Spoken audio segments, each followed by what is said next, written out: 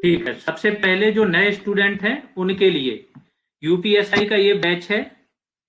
जब आप content option पर क्लिक करोगे सारा कंटेंट ओपन हो जाएगा। ठीक है, क्लासेज आपकी फोल्डर वाइज बने हुए हैं, क्लास वाइज टेस्ट है। सबसे पहले एमसीक्यू टेस्ट, बीएनएस पर 9 क्लासेज हैं और प्रत्येक क्लास पर एक टेस्ट है। इसके बाद जब हम आते हैं बीएनएस की क्लासेज पर, तो ये वीडियो क्लास है बीएनएस पर और ये पीडीएफ है। ऐसे ही हर चीज के फोल्डर हैं। तो पूरी मूल विधि जीएस आपकी खत्म हो गई, मूल विधि का एक एक टॉपिक, और हिंदी भी आपकी चल रही है अभी। 10-11 क्लासेज आ गई ऐसे ही, हर टॉपिक पर क्लास और उसके एमसीक्यूज, ये चीज चल रही है। अभी हम कहां पर आ गए हैं? अब आ गए हैं हम रिवीजन पर। अब जो प्रोग्राम चल रहा है वो चल रहा है आपका पॉलिटी का और बीएनएस का रिवीजन एक साथ। ठीक है, तो आज हम प्रैक्टिस सेट 3 करने जा रहे हैं। स्टेप बाय स्टेप हर एक प्रैक्टिस सेट में आगे बढ़ते जा रहे हैं। आज हम क्या देखेंगे, चलिए हम उसी पर आ जाते हैं।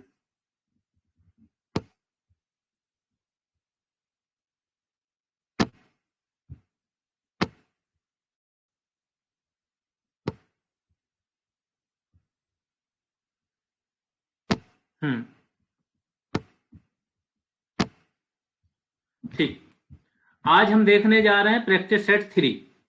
इसमें पॉलिटी के कौन कौन से टॉपिक दिए थे बताओ आप में से?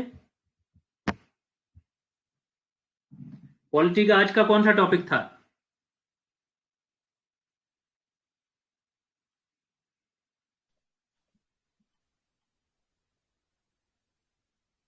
क्या आवाज आ रही सभी के पास? प्रियम्बल और संविधान का भाग एक। प्रस्तावना दिया था। प्रस्तावना और संविधान का भाग एक। भाग एक में क्या क्या है बताओ मुझे। सर नए राज्यों का देखो, जो स्टूडेंट, कोई भी स्टूडेंट रहे जो पहले से पढ़ के बैठा है या जो बिल्कुल स्टार्ट कर रहा है, उसे क्या करना है कि अपनी तैयारी को, सपोज करो आप शुरुआत कर रहे हो, अलाइन कर लो ये जो रिवीजन प्रोग्राम चल रहा है इसके साथ। इसमें क्या होगा, पॉलिटी डेली के 1 या 2 टॉपिक रहते हैं, आप उस हिसाब से पढ़ो। प्लस आपने क्या किया, बीएनएस की एक क्लास कर लो। ऐसे अलाइन कर लोगे, नेक्स्ट 10 डेज में आपका क्या होगा, 10 डेज मतलब नेक्स्ट 10 रिवीजन सेट जो चलेंगे, यानी 20 डेज में आपका पॉलिटी प्लस बीएनएस समाप्त हो जाएगी। फिर आपके पास क्या बचेगा, बीएनएसएस और 10 क्लासेज और जो मूल विधि के अदर टॉपिक्स पर हैं, इतना ही बचेगा और आपका ये वाला सेक्शन पूरा समाप्त हो जाएगा। तो ऐसे अलाइन कर लो। और ये जो क्लासेज होती हैं इनको बहुत ज्यादा सीरियसली लिया करो। जो भी मिस कर रहे हैं, जो यहां से 10 क्लासेज में रेगुलर रहेंगे ना और अच्छे से रिवाइज कर लेंगे उन क्लासेज का, ये गारंटी है कि उसको दिक्कत नहीं आएगी फिर ये 25 नंबर के क्वेश्चंस में। तो सिर्फ ये 10 क्लासेज में ये हो जाएगा। चलिए तो स्टार्ट करते हैं। इस क्वेश्चन का जवाब बताओ, निम्न में से कौन सा कथन नए राज्यों के निर्माण के बारे में सही नहीं है? और ये ध्यान रखा करो, यहां पर जरूर ध्यान देना है कि सही है पूछा कि सही नहीं है। आजकल के पेपर्स में ये भी डाल रहे हैं, बोलो बताइए।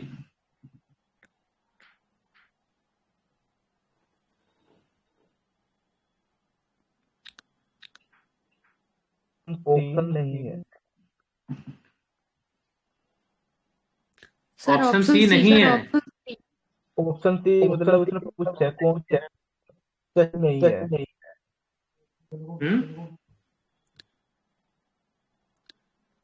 सर सभी श्योर ऑप्शन हैं? C. Sir option C. Option C ठीक है। बाकी सबको क्लियर है सब कुछ?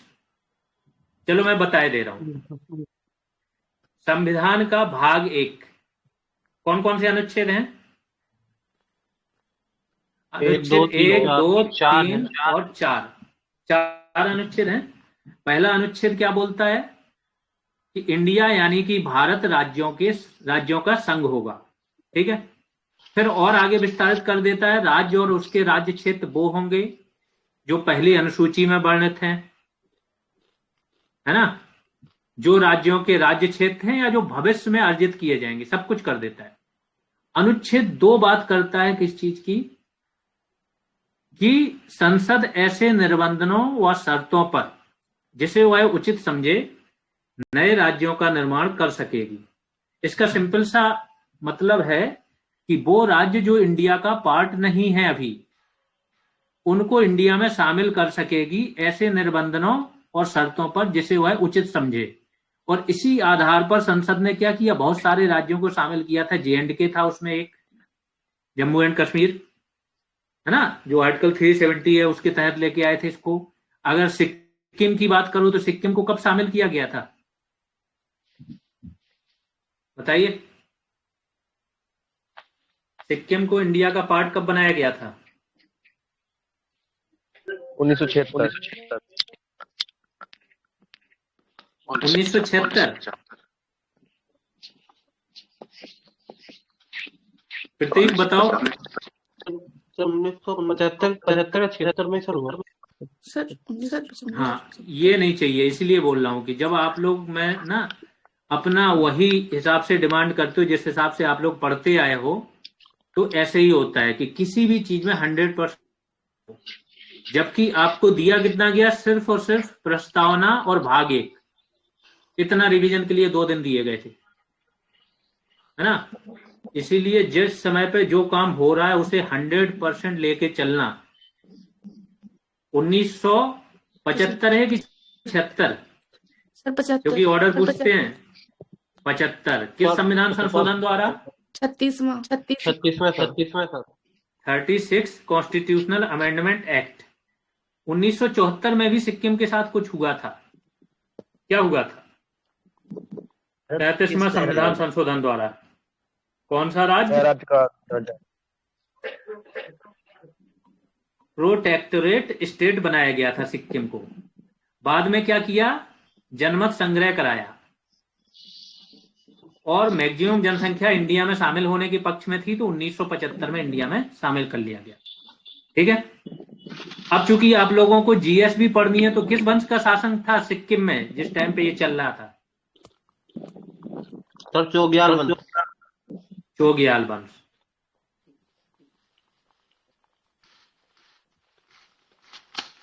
ठीक है, ये हो गया आपका क्या, अनुच्छेद 2। अब आते हैं अनुच्छेद 3 पर। अनुच्छेद 3 उन राज्यों की बात करता है जो ऑलरेडी भारत का पार्ट है। उनका क्या कर सकती है संसद? नाम चेंज कर सकती है, सीमा परिवर्तन, एक राज्य से कई राज्य बना सकती है,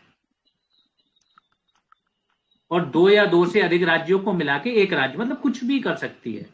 ठीक, इसके लिए प्रोसेस क्या होगा, कोई बताएगा मुझे? राष्ट्रपति की अनुमति से विधेयक पर पारित होगा, फिर विधेयक। ठीक है, राष्ट्रपति की पूर्वानुमति चाहिए सबसे पहले, फिर जो प्रभावमंडल के पास राष्ट्रपति किसी विधेयक को भेजेगा। ठीक है, जो प्रभावित होने वाले राज्य हैं जी, उनके विधानमंडल के पास राष्ट्रपति भेजेगा। ठीक है,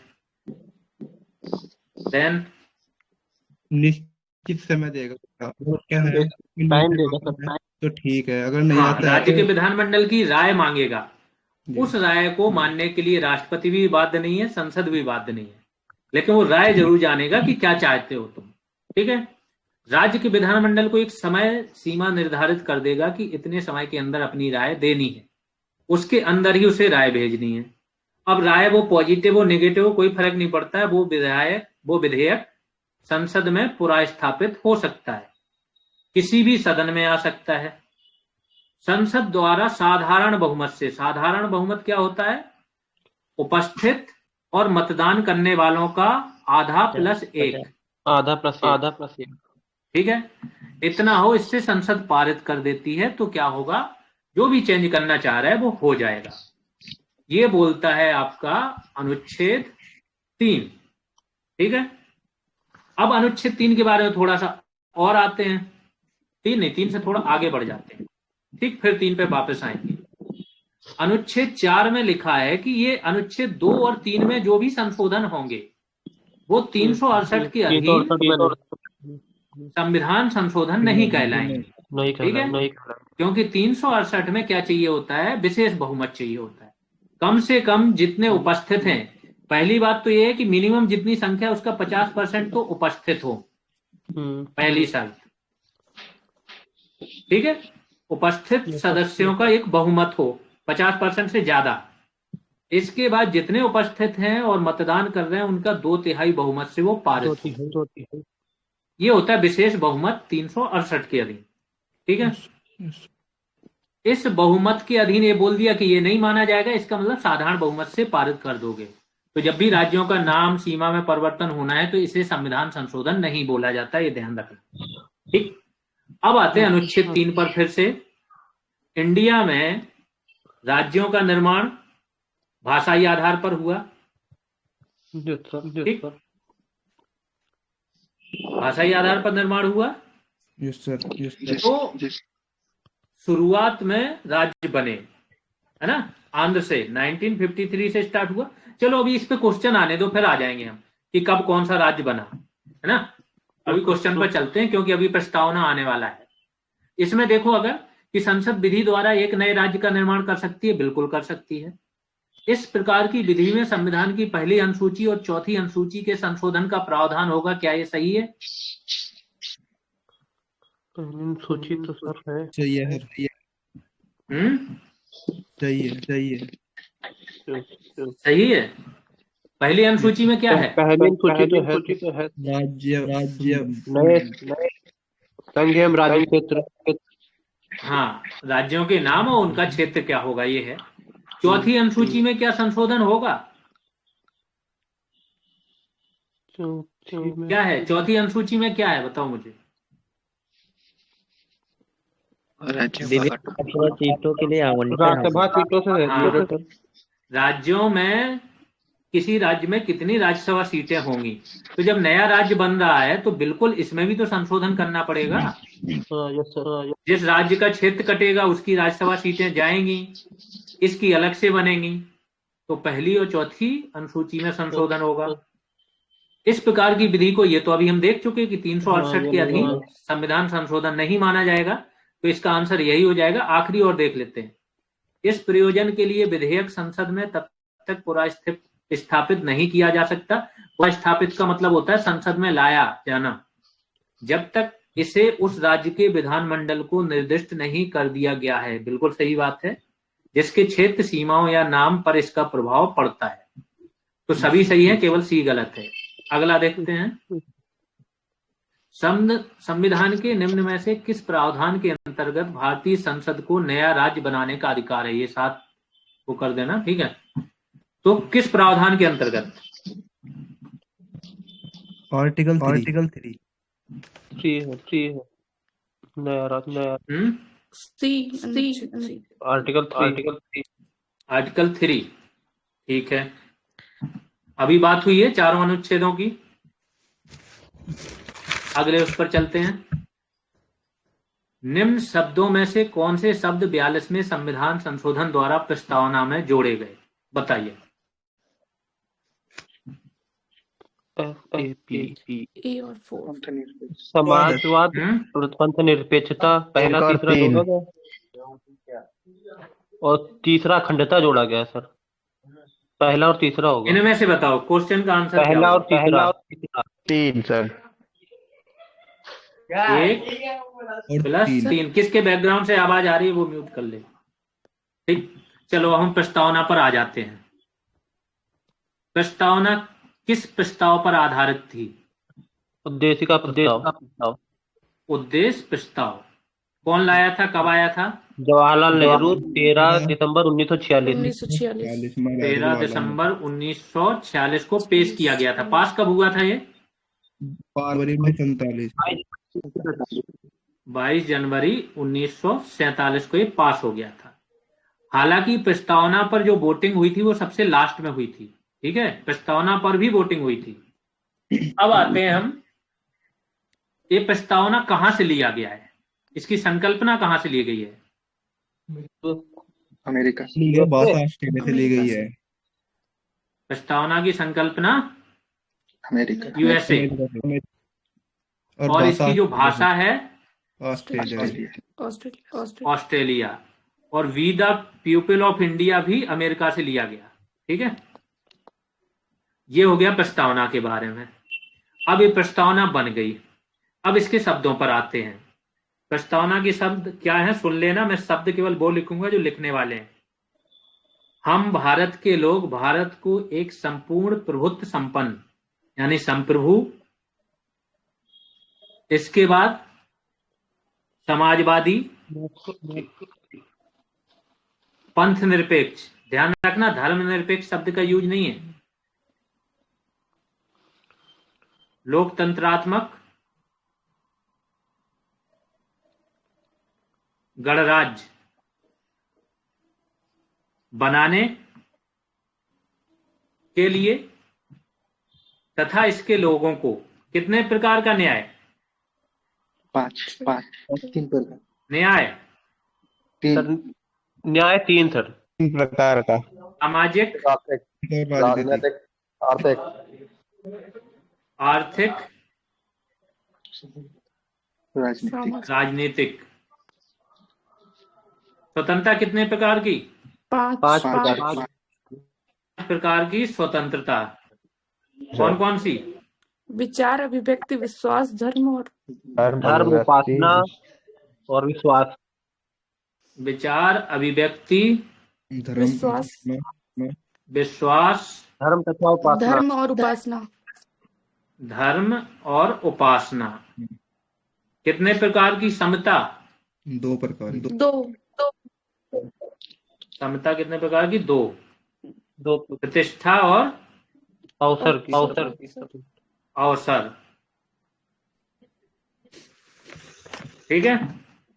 तथा उन सब में देश की एकता, राष्ट्र की एकता एवं अखंडता, अखंडता,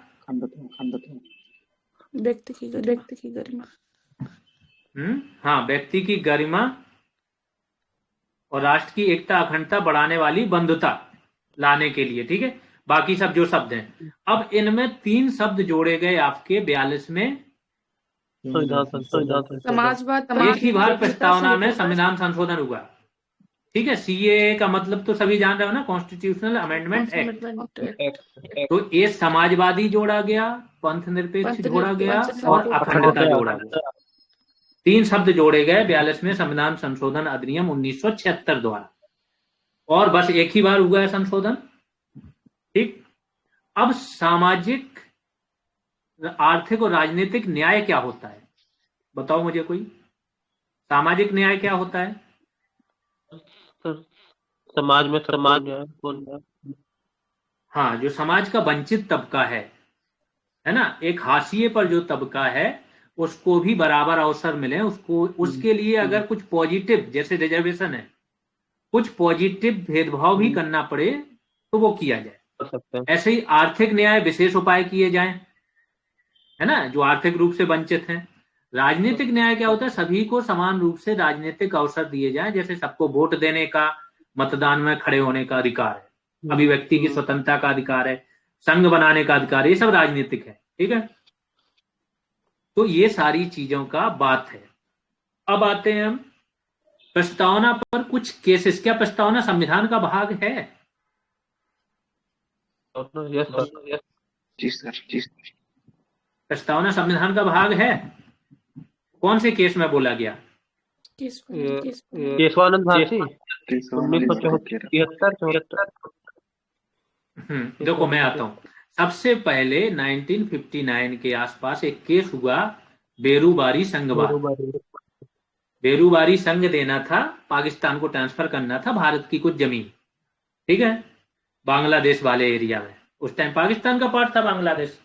तो केस आया अनुच्छेद 3 पर, क्योंकि अनुच्छेद 3 में तो ऐसा लिखा है कि जो संसद है वो क्या करे, सामान्य बहुमत से, साधारण बहुमत से विधेयक पारित करेगी और कुछ भी कर सकती है, राज्यों की सीमा में परिवर्तन। तो फिर एक कोर्ट के पास केस गया कि क्या अपनी खुद की जमीन दूसरे देश को सौंपना है तो उसमें भी क्या ऐसे ही साधारण बहुमत से पारित होगा? तो कोर्ट ने बोला नहीं, उसके लिए 368 के अधीन क्या करना होगा, संविधान संशोधन। तो फिर संशोधन किया गया, 9वां संशोधन, और फिर ये जमीन दी गई। इसमें बोला था, क्या बोला था कि प्रस्तावना संविधान का भाग नहीं है।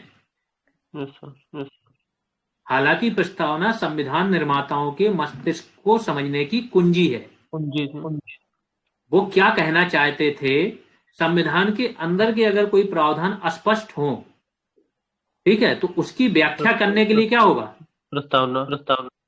हाँ, प्रस्तावना का हम उपयोग कर सकते हैं, ये बोला गया था इसमें।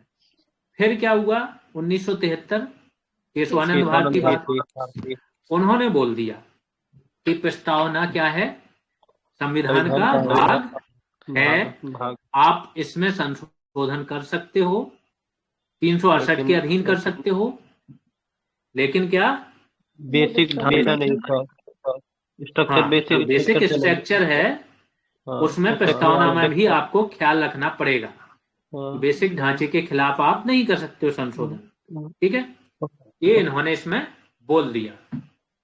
क्या प्रस्तावना न्यायोचित है, इसको लागू कराने के लिए आप न्यायालय जा सकते हो, नहीं नहीं सर, सर, नहीं। हाँ, प्रस्तावना न्यायोचित नहीं है, ये भी ध्यान रखना। फिर एक और आया एसआर बोमई बात, अगर आप लोगों को याद हो, हाल ही में 3 या 4 साल पहले कर्नाटका के सीएम थे, कोई बोमई बने थे बीजेपी के, येदुरप्पा के बाद, है ना, उनके पिताजी थे एसआर बोमई, ये बहुत फेमस है, केंद्र राज्य संबंधों पर बहुत फेमस केस है ये एसआर बोमई बात। इसमें फिर से कोर्ट ने बोला कि प्रस्तावना संविधान का क्या है, भाग है। इसी में बोला था कि पंथ निरपेक्षता जो है वो बेसिक स्ट्रक्चर का भाग है, इसी केस में। ये सारी चीजें आगे के क्वेश्चंस में आएंगी, आगे अब मैं नहीं समझाऊंगा, अब यहां से याद रखना, पूरा ये टॉपिक अब क्लियर हो जाना चाहिए, केवल इसके लिए नहीं, ये यूपीएससी लेवल का आप लोगों का अब क्लियर हो गया, इससे ऊपर यूपीएससी में भी क्वेश्चन नहीं आते। अगला क्वेश्चन देखते हैं, इसमें तो हो गया, क्या होगा इसमें, समाजवाद, पंथ निरपेक्षता, 1 और 3 बी हो गया। अगला, भारत एक गणतंत्र है, इसका अर्थ क्या है, बताइए। भारत में वंशानुगत शासन नहीं है। नहीं क्लियर हो, यस सर। इतने जल्दी जवाब, कहीं पेपर लीक तो नहीं हो गया ये, नहीं सर। सभी मामलों में अंतिम अधिकार जनता के पास, ये नहीं होगा,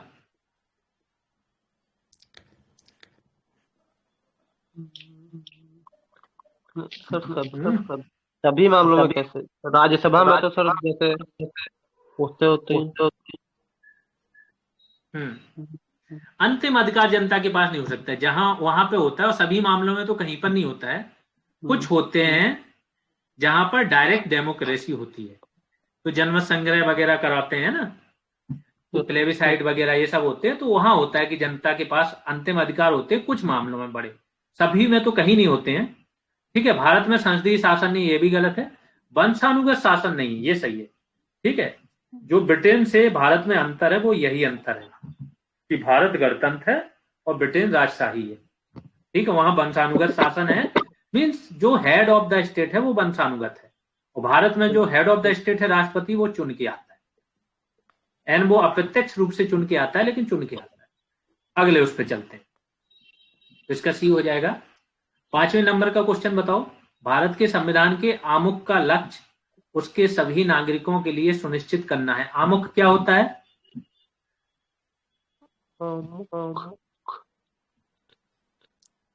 सामने पॉलिटी क्लास में आमुख का जिक्र किया गया है। Yes sir. क्या होता है आमुख,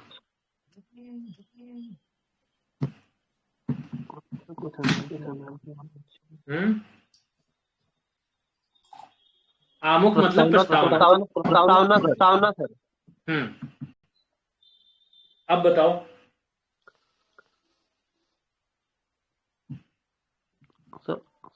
सामाजिक तथा आर्थिक न्याय पहला ऑप्शन है। प्रस्तावना क्या सुनिश्चित करती है, ठीक है, और 3 ऑप्शन ये हैं, विचार तथा अभिव्यक्ति की स्वतंत्रता, अवसर की समानता, व्यक्ति की प्रतिष्ठा। क्या सुनिश्चित करती है प्रस्तावना, सभी अवसर की समानता, विचार तथा अभिव्यक्ति की स्वतंत्रता भी करती है।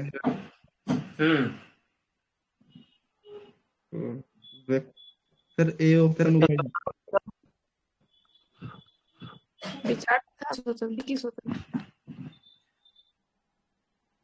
ए वाला था सामाजिक तथा आर्थिक न्याय। सर सर पहला चलो ऑप्शन बताते हैं, वहां से समझ में आएगा। बताओ। सर एक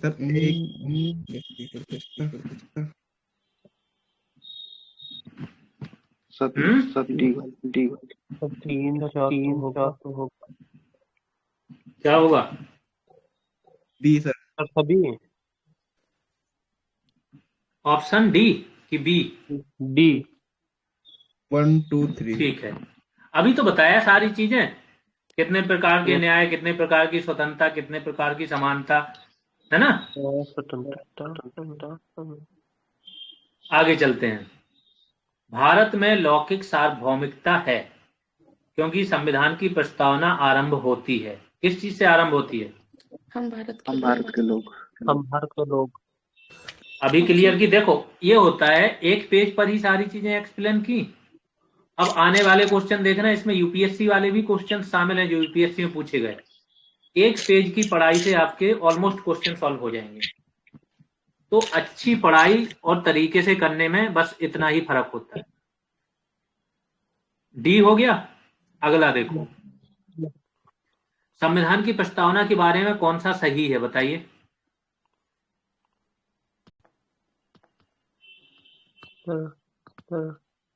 डी ऑप्शन दिखाइए। डी ऑप्शन ये सही होगा, डी वाला। अभी पहले ये देख लो कौन सा सही पूछ रहा है, एक ही पूछा है। सर ये तो नहीं होगा। पहला भी गलत है, दूसरा भी गलत, तीसरा भी गलत। फिर से देख लो, सही से पढ़ लो।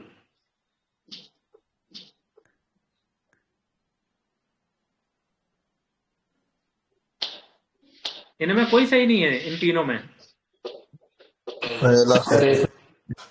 हाँ ये क्या? में लिखा है कि 1950 के लागू संविधान के अंग नहीं थे। वो नहीं देखा ही नहीं था। देखो, मैक्सिमम स्टूडेंट यही गलत करके आते हैं। उनको कई क्वेश्चन ऐसे होते हैं, आ रहे होते हैं, लेकिन वो क्वेश्चन सही से नहीं पढ़ते हैं। और आपके इस एग्जाम में बहुत संभावना बनेगी क्योंकि टाइम बहुत कम होगा, और फिर ऐसी हड़बड़ाहट में जल्दी से पढ़ोगे क्वेश्चन तो कम से कम नहीं तो 4-5 क्वेश्चन ऐसे होंगे ही होंगे जो आपको आ रहे थे और आप गलत करके आओगे। अभी से आदत बनाओ बहुत माइनर तरीके से चीजें पढ़ने की, कोई शब्द छूटे ही ना। ठीक है, ये हो जाएगा इसका। 1950 में समाजवादी और धर्मनिरपेक्ष थे क्या शामिल प्रस्तावना में? नहीं। अब शामिल किए गए थे 1976। 1976। अभी बताया शुरुआत में। कल्याणकारी राज्य का उद्देश्य क्या होता है, बताइए। ये अच्छा क्वेश्चन है।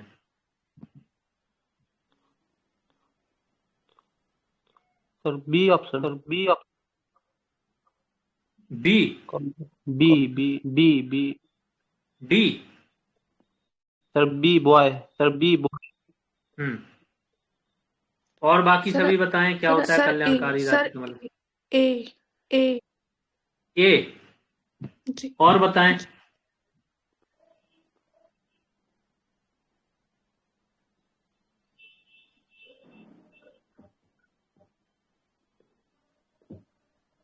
देखो, कल्याणकारी राज्य में डिबेट हो सकती है, ठीक है। दो विचारक थे, विचारक तो बहुत सारे थे जो इसके सपोर्टर थे। एक सिद्धांत आता है उपयोगितावादी सिद्धांत। इसका मतलब होता है कि अधिकतम लोगों का अधिकतम कल्याण, जिसमें जेम्स मिल हो गए, बेंथम हो गए, ये सब यही चाहते थे। अंग्रेज जो थे वो भी यही चाहते थे, वो उपयोगितावादी सिद्धांत पर चलते थे। कल्याणकारी राज्य का सिद्धांत होता है जो कमजोर वर्ग है, जो हाशिए पर समुदाय है, उनको सामाजिक आर्थिक न्याय पहुंचाना, उनका कल्याण करना, उनके लिए प्रबंध करना। तो राज्य को कल्याणकारी राज्य क्यों बोलते हैं? इसके डीपीएसपी के कारण। डीपीएसपी में कल्याणकारी राज्य की अवधारणा लिखी। अब डीपीएसपी किसकी बात की गई है? अधिकांश बात की गई है जो कमजोर तबका है, मजदूरों की बात, महिलाओं की बात, जो SC ST समुदाय है उनके उत्थान की बात की गई, इन्हीं सब की बात की गई ना, है ना, कि भेदभाव ना हो, सबको आर्थिक न्याय मिले, समान न्याय प्लस निःशुल्क विधिक सहायता मिले, ऐसी चीजें है ना, यस सर। बेकारी, बीमारी, बुढ़ापा में सहायता राज्य देगा, ये सब कल्याणकारी सिद्धांत है। तो कमजोर वर्गों के कल्याण का प्रबंध करना, हालांकि बहुत सी बुक होंगी जो इसको लगाई होंगी, जो छोटी मोटी बुकें हैं ना, जिनका एक स्टैंडर्ड थोड़ा PCS तक का होता है, वो इसको भी मान के चलेंगे, लेकिन ये नहीं होता, होता ये है कमजोर वर्गों के कल्याण का प्रबंध करना। ठीक है, अगले उस पर चलते हैं। संविधान की उद्देशिका के संबंध में निम्नलिखित कथनों पर विचार करना है और दिए गए कूट की सहायता से बताना है कि कौन सा सही है। बताइए, तुरंत बताइए, अब समय नहीं मिलेगा।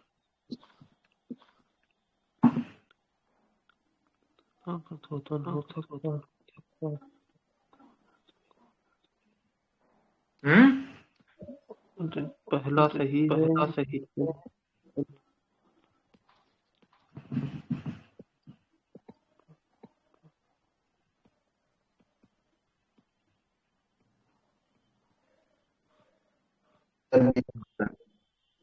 कौन सा?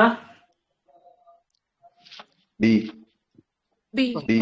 बी 1 2 यस सर, 1 2 बी 1 2 तीसरा तो गलत है गलत सर। कौन सा हो जाएगा? तीसरा तीसरा। गलत हो जाएगा।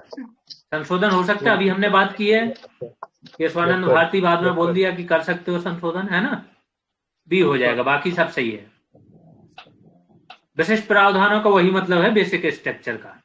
ठीक है, यस। आगे चलते हैं।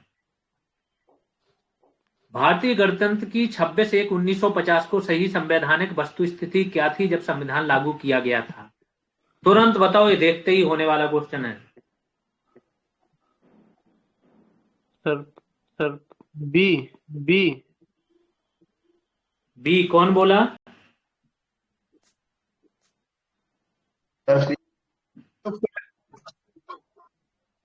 सी। सी आया। सी सी होगा, हमने संपूर्ण ग्रह बहुमत संपन्न लोकतंत्रात्मक गणराज्य, यही है। Yes sir. सभी को क्लियर है? Yes sir. Yes sir. है ना? देखो, जो पहले पेज पर हमने एक्सप्लेन किया, एक सिंगल क्वेश्चन भी क्या वहां से बाहर जा रहा है? No sir. नहीं। है ना? उसने बोला था, किसने? मैकाले ने। हालांकि ये उसका घमंड था, बेवकूफ था वो, लेकिन बोला था कि जितना भी भारत या ये जितने भी उनके उपनिवेश थे, इनकी पूरा जो पुस्तकों का भंडार है, ग्रंथों का, वो लंदन की एक लाइब्रेरी है ना, जी सर। से भी कम है, जो ज्ञान लंदन होना क्या चाहिए, इसी को हम ड्राइव करते हैं कि आप एक बुक पूरी पढ़ लो। ठीक, अगर वो एक ऑर्डर में नहीं है, जो आपका मकसद है उसके हिसाब से नहीं है, तो हो सकता है 4 पेज इनफ हो, उस बुक से ज्यादा हो। पढ़ाई करते टाइम इसीलिए बोलते हैं कि आप लोग क्वांटिटी के चक्कर में मत पढ़ा करो। कुछ लोग होते हैं, मैं देखता 100 टेस्ट लगा लेते हैं, 200 टेस्ट लगा लेते हैं, वो लास्ट तक उनकी पूरी तैयारी चलती है MCQ से। अब खुद से सोचो कि आपने जो एक पेज एक्सप्लेन किया उस पर आप 200 MCQ भी सॉल्व कर लेना। अगर वो एक पेज आपको याद नहीं होगा, तब 200 MCQ सॉल्व करने के बाद भी आपका माइंड मैप नहीं बनेगा कि करना क्या है। ठीक है, अगले क्वेश्चन पर आते हैं। निम्न में से कौन सही है, बताइए। फिर से समझदारी वाला क्वेश्चन आया। तो ये प्रत्याभूत का मतलब क्या है? भूत का मतलब क्या है? मतलब उसमें है, इंग्लिश में प्रत्याभूत का मतलब उसमें उल्लेखित है। अच्छा।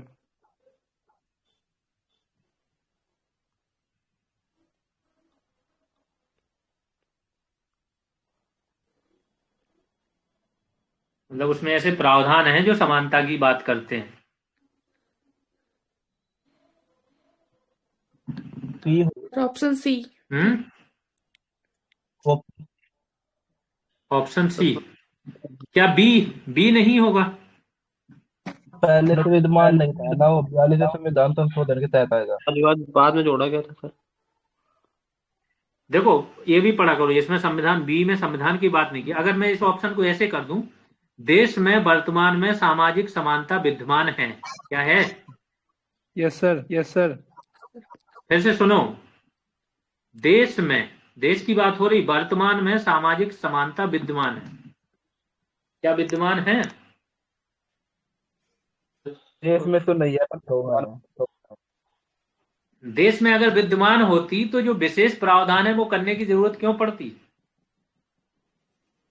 जी सर।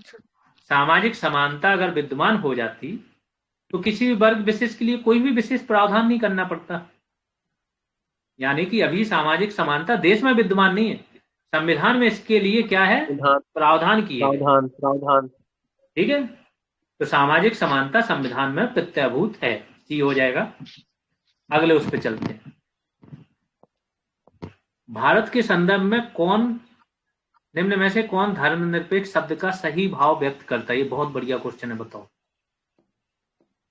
चौथा ऑप्शन भी लेके आऊं मैं, नहीं आ रहा है, चलो थोड़ा और छोटा करता हूं। दिख रहा है सभी को? Yes, yes. Sir D. Sir जी, भारत में राज्य का कोई धर्म नहीं है। जी सर। जी। भारत में राज्य का कोई धर्म नहीं है, श्योर हो?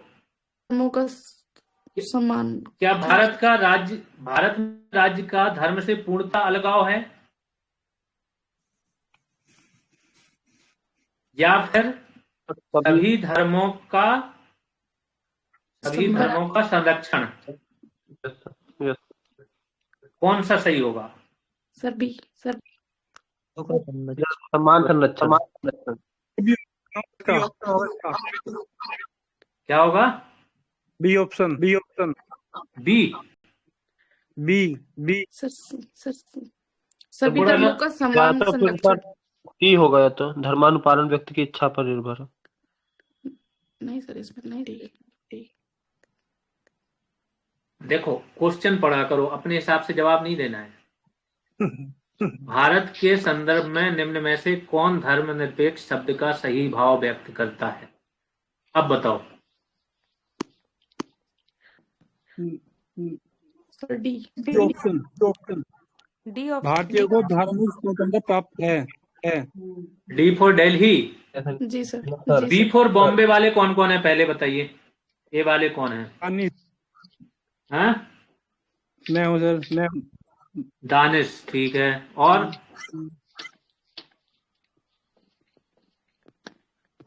और डी वाले? जी सर। बाकी सभी डी वाले? जी सर, जी सर। जी। और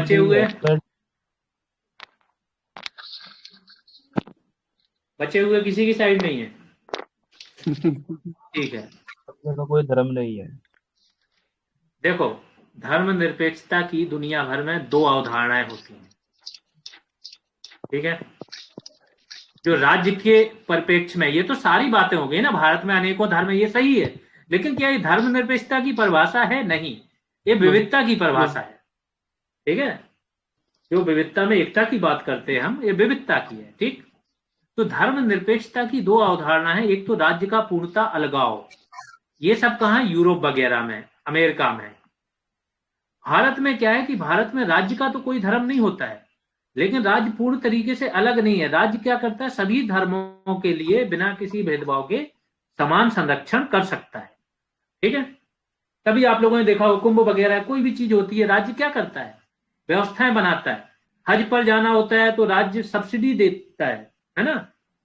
तो धर्मों का संरक्षण करता है। जबकि आपने कभी सुना अमेरिका ने कभी कोई, वहां के राष्ट्रपति ने चर्च के लिए कोई अनुदान दिया हो? कुछ नहीं।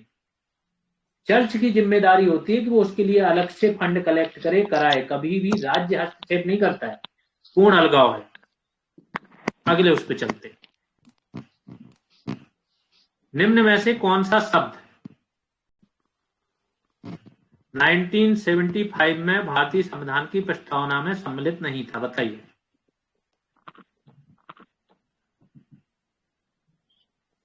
अखंडता। डी। डी। ये तो बड़ा सिंपल होना चाहिए, 2 बार आ चुका है ये तो। ठीक खंडता। है, अगले उस पे आते हैं। निम्न में से कौन सा शब्द भारत के संविधान की उद्देशिका में नहीं है? डी, लोक कल्याण। ये ऑप्शन सर। लोक कल्याण। क्लियर है? जी सर। Yes sir. ठीक है, अगले उस पे, निम्न में से किस बाद में उच्चतम न्यायालय ने धारणा प्रस्तुत की कि उद्देशिका संविधान का भाग है? पहले क्वेश्चन पढ़ लो, मैं ऑप्शन पर आता हूँ। केशवानंद भारती। केशवानंद भारती। केशवानंद। चलो अब बताओ, ऑप्शन देख लिया करो पहले। सी। बम्बई। हाँ, बम्बई बनाम बनाम union of union India. Of ठीक है, अगले उस पे चलते हैं। निम्न में से कौन सी भारतीय संविधान की विशेषता नहीं है, बताइए। सर बी, अध्यक्षात्मक सरकार। ये अमेरिका की है। सरकार। ठीक है, अध्यात्मक क्या सरकार। होती है, थोड़ा अध्यक्षात्मक सरकार के बारे में बात कर लेते हैं, क्या होती है?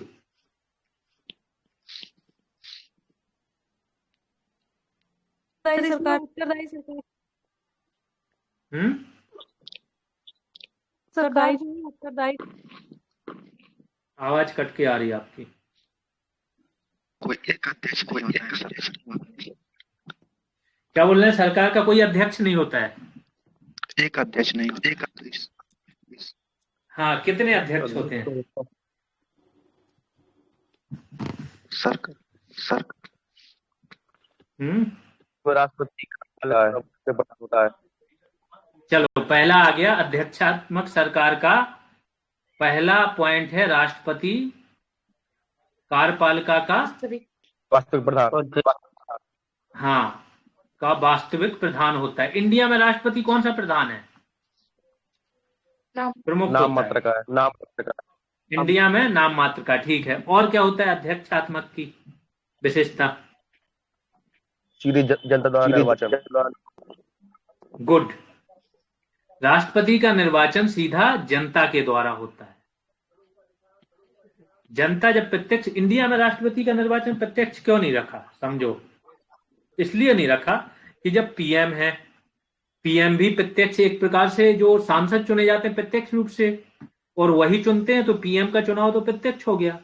ये भी जब प्रत्यक्ष चुना जाएगा तो इसके अंदर घमंड नहीं आ जाएगा कि हमें भी तो जनता ने चुन के भेजा है, दोनों में टकराव नहीं हो जाएगा। ठीक है, हालांकि शुरुआत में ये टकराव होने लगा था।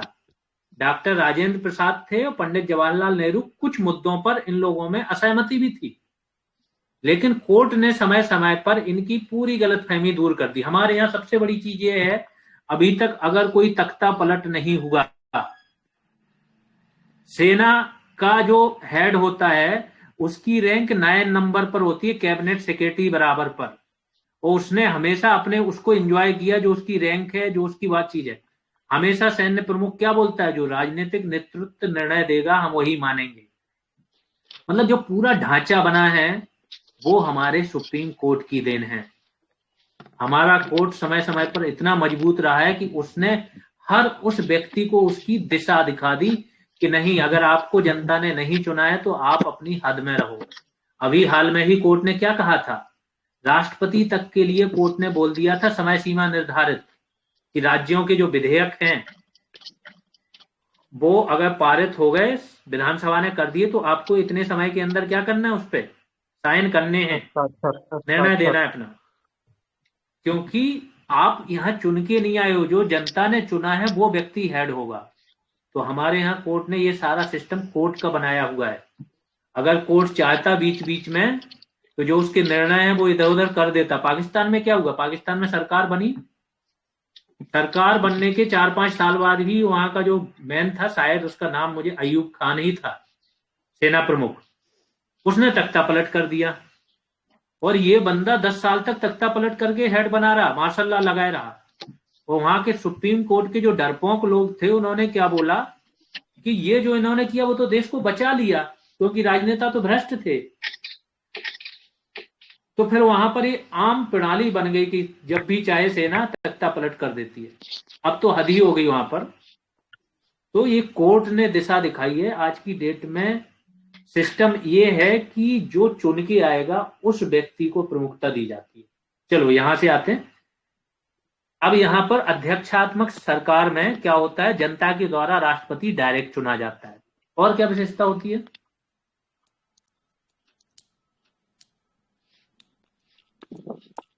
सर कार्यपालिका और विधायिका अलग अलग होते हैं, एक दूसरे वेरी पर गुड। एक दूसरे पर इंडिया में कैसे निर्भर करती है और यहां क्यों नहीं करती, बताओ मुझे।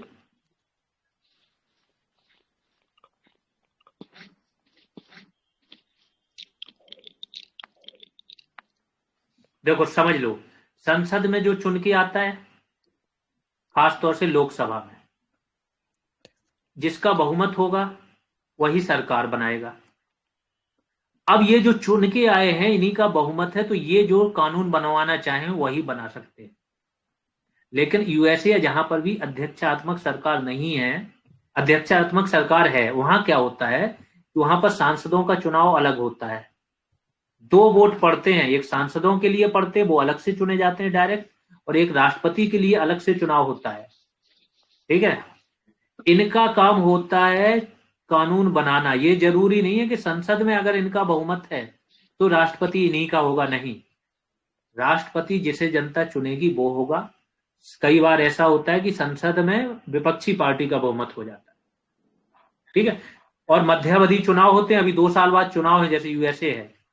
अब ये मध्यावधि चुनाव होंगे, हो सकता है कि ट्रंप का बहुमत चला जाए, फिर ट्रंप को कानून पारित कराना है तो करा ही ना पाए।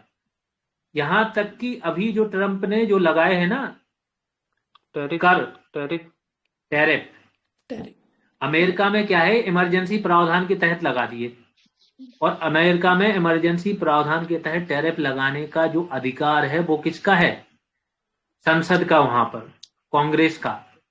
ट्रंप संसद से पारित नहीं करा रहा है, जबकि इसका दोनों जगह बहुमत है, लेकिन इसको पता है कि इसके कुछ 4-5 सांसद ऐसे हो गए वो अब विपक्ष में वोट दे देते हैं इसके। ठीक है, तो यहां से पारित नहीं करा सकता है, और मुश्किल से 15 दिन के अंदर ये निर्णय आने वाला है वहां की सुप्रीम कोर्ट से। हाई कोर्ट ने इसको वहां पे बोल दिया कि ये टैरिफ जो है इलीगल है, सुप्रीम कोर्ट और बोल देगा तो खत्म हो जाएंगे टैरिफ। ठीक है, तो ये है वहां पर कि दोनों में पूर्णता अलगाव है, जो बोलते हैं ना शक्तियों का पृथक्करण, वहां पर बिल्कुल है। ठीक है, ये सारे अध्यक्षात्मक सरकार के क्या है विशेषताएं, और भी बहुत सारी हैं। जैसे अमेरिका में तो एकदम बंदरबाट चलता है, उसमें ये जरूरी नहीं है। इंडिया में या जहां पर संसदीय प्रणाली होती है वहां पर क्या होता है, मंत्री बनना है तो संसद सदस्य होना जरूरी है। वहां पर ऐसा कुछ नहीं है, राष्ट्रपति जिसे चाहे उसे मंत्री बना सकता है, जिसे जब चाहे हटा सकता है, पूरा हेड होता है।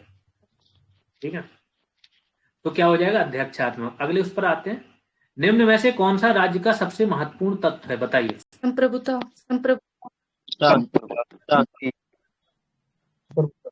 राज्य के अन्य तत्व बताओ, किसी भी स्टेट को राज्य बोलना है, देश, तो उसके कौन कौन से तत्व होते हैं जो महत्वपूर्ण होते हैं। भूभाग, जनसंख्या, वेरी गुड, हाँ, और सरकार संप्रभुता एक और है, और सरकार, सरकार भी तो चाहिए।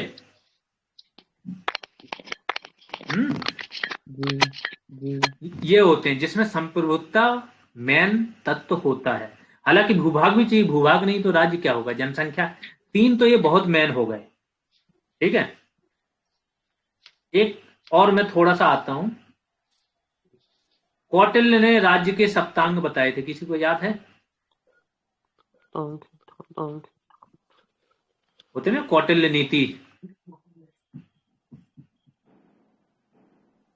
उसने 7 अंग बताए थे राज्य के मेन, राजा, अमात्य, दुर्ग, कोष, मित्र, बल। चलो आगे चलते हैं, तो ये क्या हो जाएगा, संप्रभुता। 18वां नंबर का क्वेश्चन, भारतीय संविधान की प्रस्तावना में जिन आदर्शों एवं उद्देश्यों की रूपरेखा दी गई है उनकी व्याख्या की गई है, कहां पर व्याख्या की गई है? राज्य के नीति सिद्धांतों के अध्ययन। पूछ रहे हो कि बता रहे हो? सी। सही से बताओ, जवाब सही होना चाहिए। क्या होगा? अभी शुरुआत में वो एक पेज जो एक्सप्लेन किया, देखो उसी में ही सब कुछ है। अगर राजनीतिक न्याय की बात की गई है प्रस्तावना में, तो कहां पर है राजनीतिक न्याय?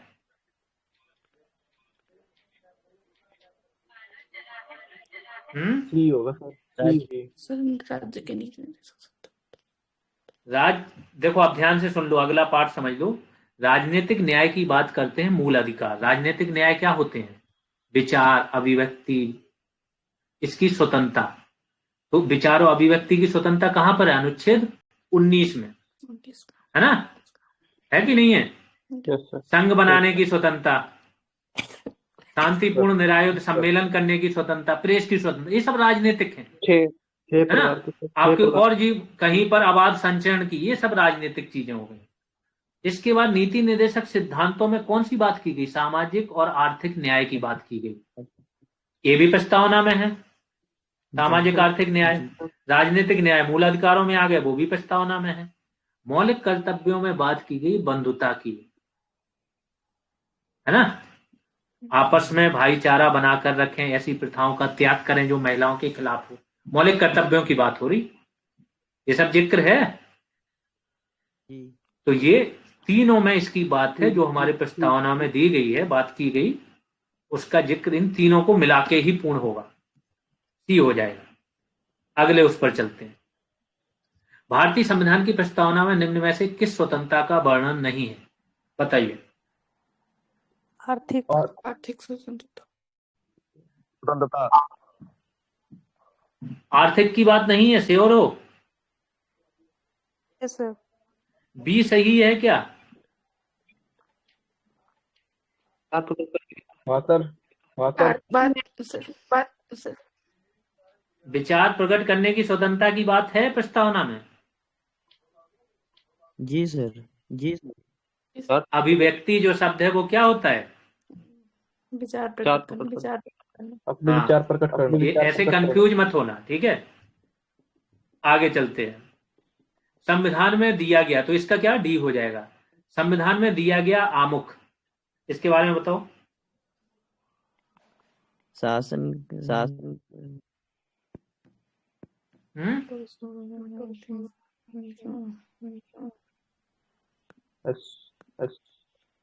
आमुख मतलब प्रस्तावना की बात हो रही।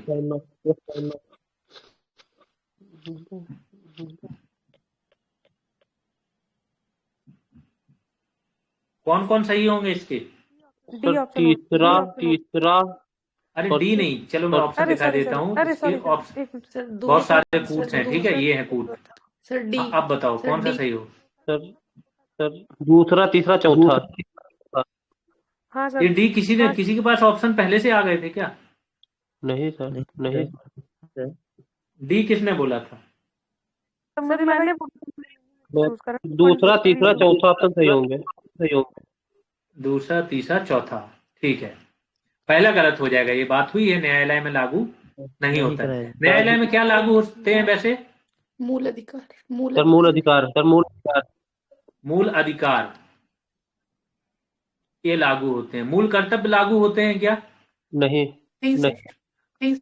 नीति निर्देशक तत्व ठीक है, लेकिन मूल क्या लागू नहीं होते? डीपीएसपी भी नहीं होते हैं, ठीक है। और प्रस्तावना भी नहीं होता है। लेकिन ध्यान रखना, कोर्ट ने बोला है कि अगर कोई कानून ऐसा है जो मूल कर्तव्यों को लागू करने के लिए बनाया गया, फिर अगर वो आपके आर्टिकल 14 या 19 के खिलाफ भी है तो भी उस कानून को वैध ठहराएगा, ठीक है? ऐसे ही कोर्ट ने बोला है कि कोई कानून ऐसा है जो डीपीएसपी को लागू, खासतौर से 39B 39C को लागू करने के लिए बनाया गया, तो भी क्या करेंगे? उसको 14 और 19 पर वरीयता दी जाएगी, ठीक है?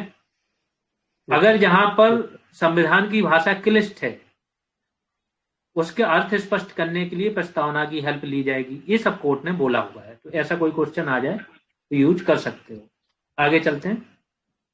समाजवादी तथा धर्मनिरपेक्ष शब्द संविधान की प्रस्तावना में सम्मिलित किए गए थे कब? बी। बताओ। बी।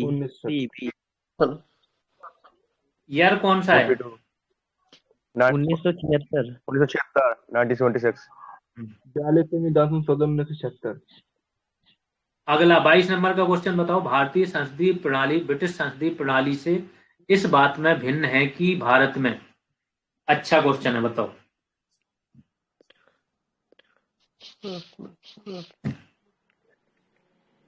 किस बात में भिन्न है? न्यायिक पुनर्विलोकन। Sir D. डी, न्यायिक पुनर्विलोकन की प्रक्रिया। सर भारत में ये क्वेश्चन कहीं आप लोग पहले से कर चुके हो क्या, कि नहीं अपने सर। सेंस लगा के नॉलेज यूज करके कर रहे हो सॉल्व? नॉलेज से कर रहे हैं सर। नॉलेज से कर रहे हो फिर तो बढ़िया लेवल आ गया। अगर सर knowledge भारत में लगा- कार्यपालिका है वो एकीकृत और एकात्मक है।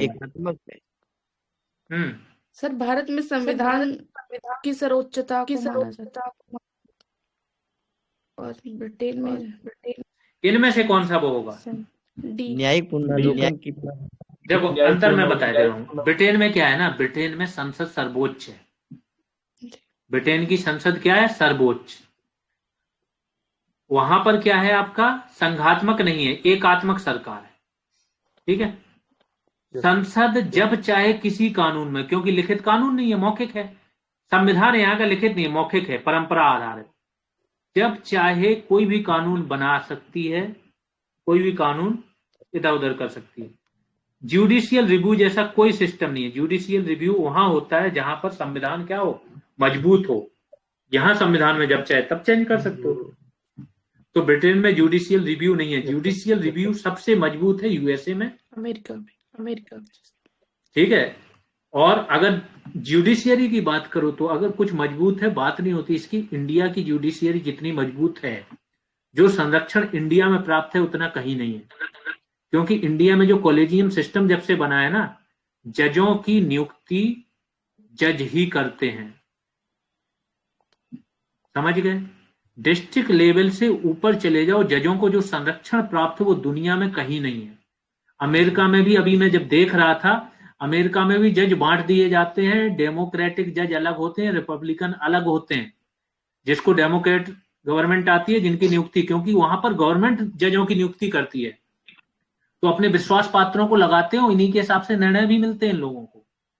तो यूएसए में संविधान में तो जजों को पावर है, लेकिन कॉलेजियम जजों की प्रणाली नियुक्ति, कॉलेजियम प्रणाली क्या है? 2 केस हुए थे, 5 जजेज केस, ठीक है।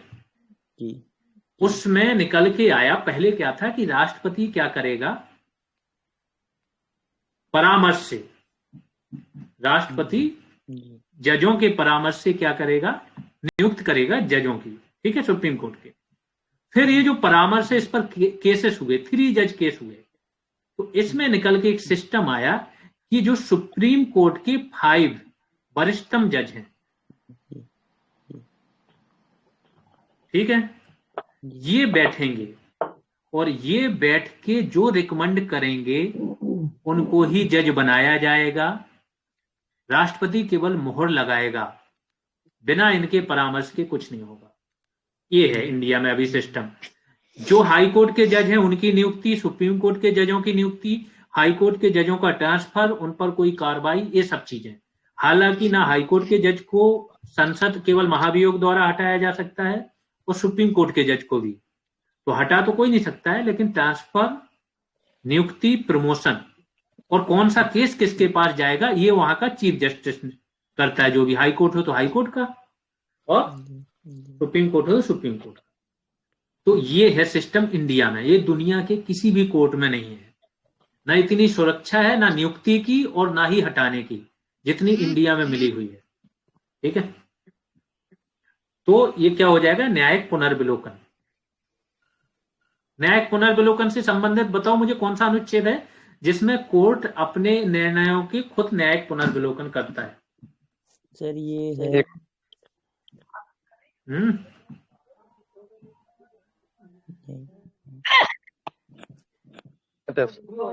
कौन सा है? 137। ठीक। और इसके बाद बहुत सारी चीजें हैं, ठीक है। न्यायिक पुनर्विलोकन से संबंधित और अनुच्छेद बताओ 1-2। अनुच्छेद 13 13 हो गया आपका। ठीक, अगले क्वेश्चन पर चलते हैं। भारत की संघात्मक व्यवस्था निम्न में से किस देश से संबंधित है? किससे ली गई है कनाडा। संघात्मक व्यवस्था? कनाडा। क्या लिया कनाडा। गया, क्या ऐसा है जो कनाडा से मैच करती है? हाँ, संघ एक संघ मजबूत होगा केंद्र से राज्य से। बिल्कुल, संघात्मक तो है लेकिन संघ मजबूत है। सशक्त केंद्र। क्या राज्यपाल का पद कहां से लिया गया? कनाडा। ये भी कनाडा से लिया गया। अवशिष्ट शक्तियां कहां से ली कनाडा। गई हैं?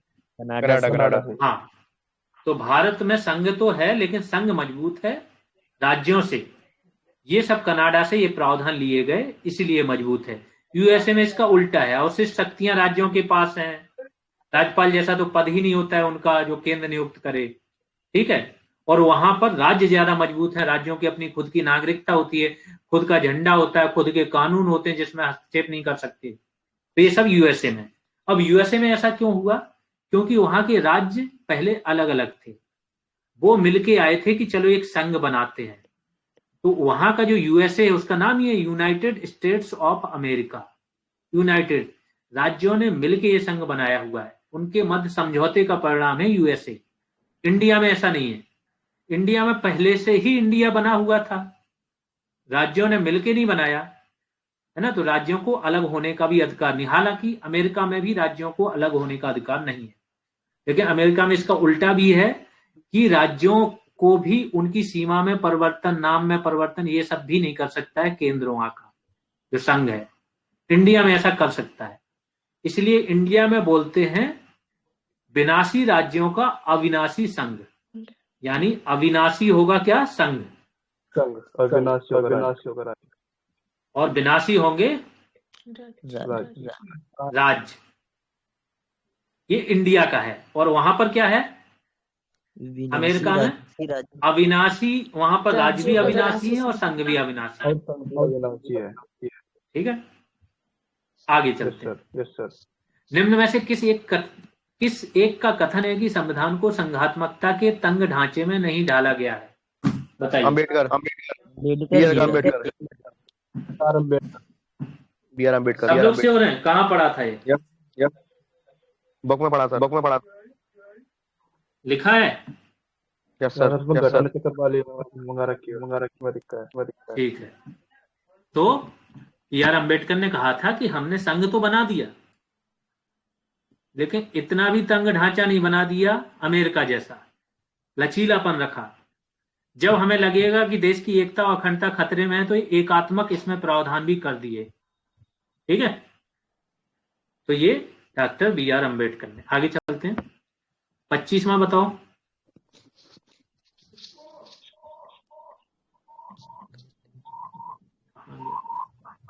दिख रहा है सभी को?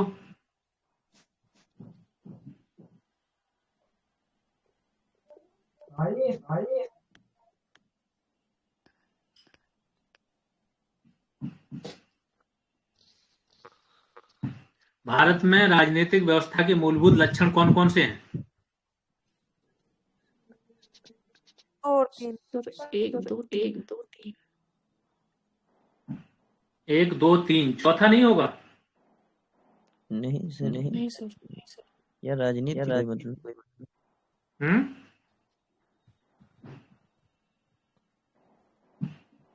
क्या चौथा होगा कि नहीं होगा? चौथा न्यायपालिका से संबंधित है। एकीकृत, अगर राजनीति ना होती, यहाँ पर बोला जाता कि यहाँ पर एकीकृत न्यायपालिका है, तो क्या होता? तो सर ये राजनीति व्यवस्था से क्वेश्चन हटा दो। ठीक है, अगर इस ऑप्शन की जगह एकीकृत न्यायपालिका लिखा होता तो कौन कौन सही होता? तो क्या ये सही होता? जी है ना। एकीकृत न्यायपालिका है देश में, एक सुप्रीम कोर्ट, उसका पर्यवेक्षण रहता है हाई कोर्टों पर, हाई कोर्टों का पर्यवेक्षण उसके अधीनस्थ कोर्टों पर रहता है। ठीक है, हालांकि जो राजनीतिक व्यवस्था के बारे में पूछा गया तो एकीकृत शक्ति का प्रावधान नहीं है, संघात्मक सरकार है। शक्तियों का विभाजन है और उनको संरक्षण मिला है शक्तियों का संविधान के द्वारा। ठीक है, अगले उस पर चलते हैं। तो इसका क्या हो जाएगा? बी। चौथा नहीं होगा, 1 2 3 बी। ये बताइए क्या होगा?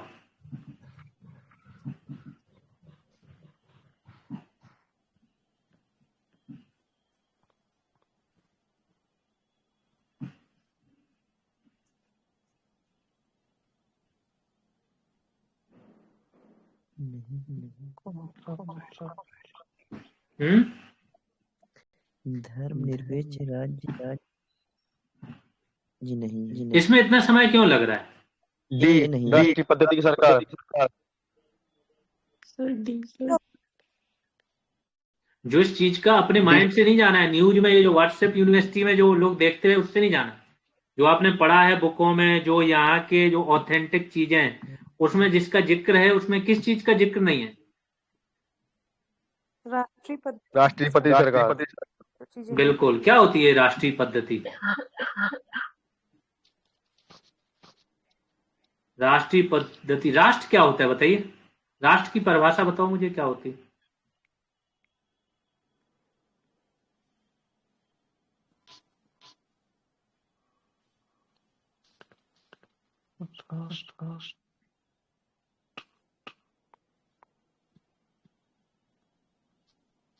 राष्ट्र, राष्ट्रवाद ये बहुत व्यापक शब्द होते हैं और कई बार ये खतरनाक भी होते हैं। जब लिमिट से ज्यादा होता है तो ये खतरनाक भी होते हैं।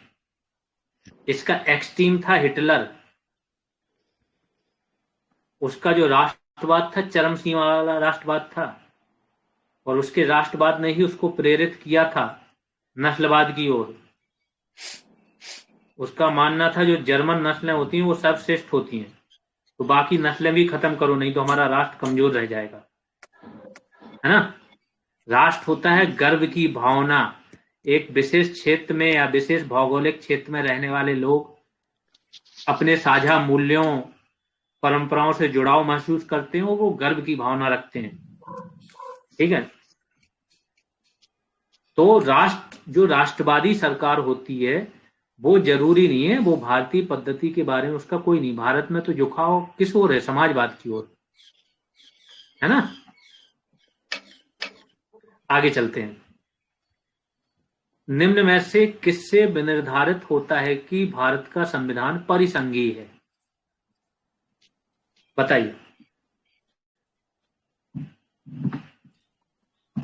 केंद्र और राज्य में शक्तियों का वितरण। केंद्र राज्य में शक्तियों का वितरण। सभी श्योर हैं? Yes sir. ठीक है, तो श्योर डी। अगले क्वेश्चन पर चलते हैं।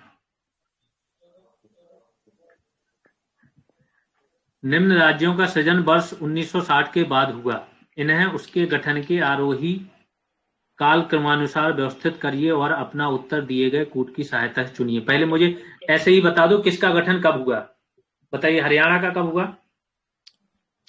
1966। 1966, ठीक है। सिक्किम का? 75। नागालैंड का? 1963। 63। और मेघालय का? 1972। ठीक है। अब आ जाते हैं राज्य पुनर्गठन। भारत में राज्य भाषाई आधार पर राज्यों के गठन की मांग बहुत पहले से चल रही थी। अगर हम थोड़ा सा पीछे जाएं तो 1911 में घोषणा हुई थी बिहार और उड़ीसा को किससे अलग करने की? इसको अलग किया गया था किससे? बंगाल से। तो ये भाषाई आधार पर ही तो अलग किया गया था। ठीक है, 1912 में ये अलग हो गया था। 1920 में कांग्रेस ने बोल दिया था कि उनकी जो राज्य की कांग्रेस कमेटियां हैं वो भाषाई आधार पर गठन कर सकती हैं, जो प्रोविंशियल कांग्रेस कमेटीज होती हैं, आज भी होती हैं। ठीक है, फिर आ जाओ, ये भाषाई आधार पर राज्यों की मांग चलती रही। 1947 स्वतंत्र हो गए हम। यहां पर ये मांग बढ़ गई, दक्षिण के राज्य मांग करने लगे कि भाषाई आधार पर हमारा निर्माण करो। जब ये मांग बढ़ जाती है तो 1947 में ही संविधान सभा एक धर आयोग, एस के धर थे, धारा इनकी अध्यक्षता में धर आयोग का गठन कर देती 47 में, नवंबर 47 में। और 1948 में धर आयोग क्या करता है, अपना रिपोर्ट दे देता है। इनका कहना होता है कि भाषाई की जगह पर क्या करो, आर्थिक व्यवहार्यता, प्रशासनिक सुविधा, विकास की जो प्रयास हैं या अवसर हैं, इस आधार पर आप राज्यों का निर्माण करो, ना कि भाषाई आधार पर। इससे फिर से गुस्सा फैल जाता है क्योंकि इन्होंने सपोर्ट नहीं किया। तो 1949 में कांग्रेस पार्टी की बात हो रही, अपने अंदर से ही इनके जो 3 बड़े नेता थे, JVP, जवाहरलाल नेहरू, वल्लभ भाई पटेल और पट्टाभी सीतारमैया, तीनों की एक कमेटी का गठन करती है और कमेटी बना देती है। इनसे बोलती है तुम लोग बताओ कि अब क्या भाषाई आधार पर गठन होगा। उस टाइम पे क्या है, ये लोग डर रहे थे कि भाषाई, अभी अभी हम स्वतंत्र हुए और भाषाई आधार पर अगर हम गठन कर देंगे तो कहीं ये अलग राज्य, अलग देश ना बन जाए, टूट ना जाए देश। तो इन्होंने भी क्या बोला, भाषाई आधार पर गठन करने से बोला कि बहुत संभलकर आगे बढ़ना चाहिए, एकदम से नहीं करना चाहिए। ठीक है। फिर क्या हुआ, 1952 में एक गांधीवादी नेता थे, पोट्टी, क्या नाम था, श्री रामुलू, ये आंध्र प्रदेश के थे। तो ये क्या हो गए, भूख हड़ताल पर बैठ गए और 56 डेज बाद इनकी क्या हो गई, डेथ हो गई। जब इनकी डेथ हो जाएगी तो दंगे भड़क जाएंगे साउथ के राज्यों में, लोग हिंसा करने लगेंगे। तो फिर 1953 में मजबूर होकर पहले राज्य का गठन होगा आंध्र प्रदेश का, जो किससे बनाया जाता है, मद्रास। ठीक है। आंध्र प्रदेश का भाषाई आधार पर पहला राज्य गठित होगा स्वतंत्रता के बाद। फिर 1953 में ही ये एक कमीशन बना देंगे, क्या नाम रहेगा, फजल अली कमीशन। 2 अन्य मेंबर कौन कौन रहते हैं, कुंजरू HN कुंजरू और फणिक्कर। ठीक है। इनका कमीशन बन गया फजल अली कमीशन 4 पॉइंट बताता है जिस आधार पर राज्यों का गठन होगा, जिसमें एक भाषा और संस्कृति भी रहती है ना। ये बोल देंगे कि भाषा और संस्कृति होगी, पंचवर्षीय योजनाओं को लागू आसानी से किया जाए, प्रशासनिक व्यवहार्यता, ये सब रीजन बताएंगे। फिर 1956 में इसी कमीशन की रिपोर्ट पर क्या होगा, राज्य पुनर्गठन आयोग नामक एक विधेयक पारित होगा, जिसमें टोटल कितने राज्य बनाए जाएंगे,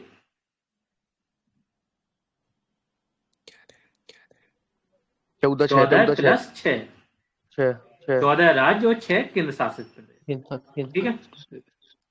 इसकी बात होगी 1956 यहां पर बन गया। अब अगला राज्य कौन सा बनेगा और कब बनेगा, बताओ, क्वेश्चन ये है।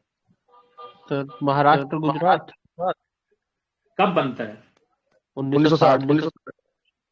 1960 में मुंबई कहलाता था, मुंबई राज्य से अलग होके गुजरात बनाया गया गुजराती भाषी लोगों के लिए। फिर अगला गोवा 1961। गोवा का तो विलय कर लिया गया, गोवा अभी पूर्ण राज्य नहीं बना, यूटी बना ली गई, राज्यों की बात हो रही। ठीक है।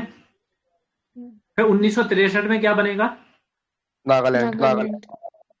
फिर कब बनेगा, 1966 में पंजाब जो राज्य था उसमें पंजाबी बोलते थे और हिंदी बोलते थे, प्लस उसमें पहाड़ी राज्य हिमाचल भी शामिल था। तो ये क्या करेंगे, 66 में पंजाब से अलग करके क्या कर देंगे, हरियाणा बना देंगे, खड़ी बोली वालों का, हिंदी वालों का। ठीक है, हरियाणा। और 1971 में क्या करेंगे, इससे भी अलग करके क्या बना देंगे, हिमाचल। ये हो गया। और यहां पर यूटी बना देते हैं चंडीगढ़ को। दोनों की राजधानी हो जाती है। ठीक है, फिर 1900 किसमें 71 की बात हो रही है। 1972 में क्या होता है? मेघालय। मेघालय, मणिपुर, त्रिपुरा। 3 राज्य बनते हैं, मेघ यानी मेघालय, मणिपुर और त्रिपुरा। त्रिपुरा, 3 राज्य बनेंगे। फिर 1975 में क्या होगा? सिक्किम। जनमत संग्रह के आधार पर सिक्किम बन जाएगा। इसके बाद 1987 में क्या होगा? मिजोरम, अरुणाचल प्रदेश। मिजोरम, गोवा और अरुणाचल, ये बनते हैं पूर्ण राज्य। उसके बाद की स्टोरी सबको पता ही है, 2000 के आसपास 3 राज्य बनेंगे, वो सब ये याद रखने हैं, इसी क्रम में याद रखने हैं। फिर इनसे कोई भी क्वेश्चन आएगा आप कर जाओगे। सारे कमीशन आ गए, यहाँ पर सारी चीजें आ गई। तो इसमें अब देखो कौन सा हो जाएगा। यहां से ऑर्डर आ ही गया, 63 के बाद 66, यानी कि 3 1 4 2। 4 2 सी। अगले उस पर 29, इसका क्या होगा?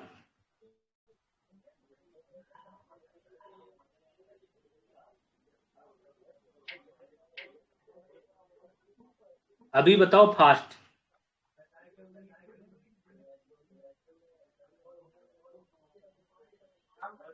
बी। क्या होगा? बी। सबसे पहले नागालैंड, फिर हरियाणा, फिर सिक्किम, फिर अरुणाचल। आखिरी क्वेश्चन है पॉलिटी का, क्या होगा इसका? कौन कौन सही है?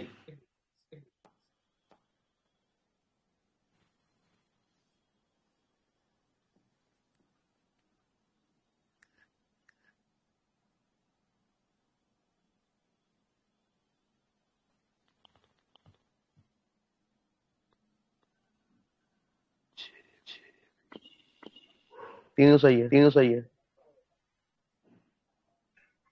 सर तीनों सही। तीनों सही है, अभी बात हुई है। Yes sir. ठीक है, तीनों सही कर देते हैं। अब 10 क्वेश्चन हम बीएनएस के लेंगे।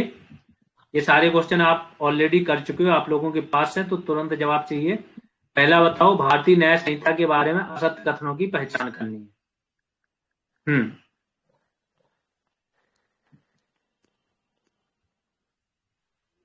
दिख रहा है सभी को? थोड़ा जूम कीजिए। अभी थोड़ा बताइए।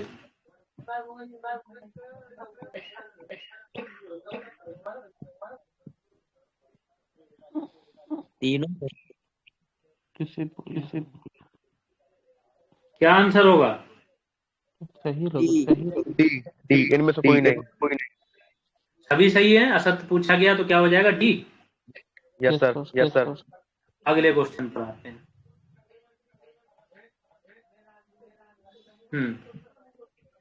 इसमें बताइए असत्य कथन क्या है?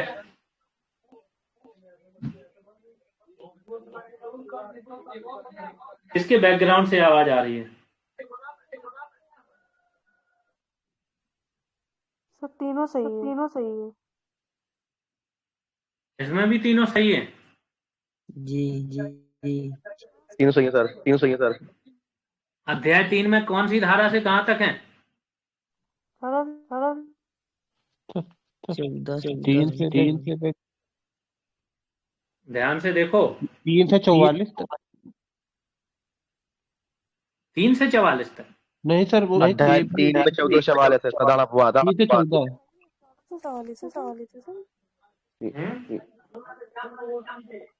तीनों सही है सर। अध्याय 2 में? अध्याय 2 में 3 से 13।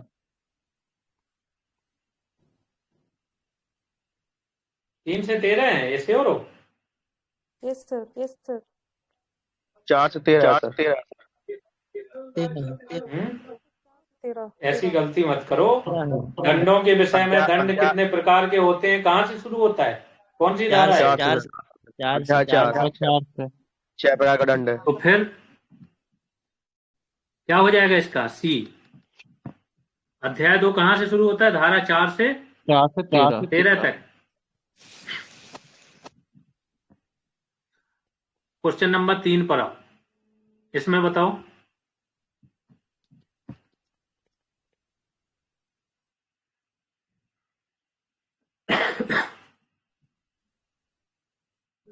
सर बी गलत है। सर बी गलत है, 24 होगा, धारा 24 ऐच्छिक है। धारा 24 धारा 23 में किससे संबंधित है? धारा ऐच्छिक 24 मतदाता। ऐच्छिक मतदाता और 23 23 अनैच्छिक। अनैच्छिक मतदाता। जी ठीक है। जी। अनैच्छिक मतदाता से संबंधित कोई केस बताओ। आर बनाम मैक्स नॉर्टन। मैनहट्टन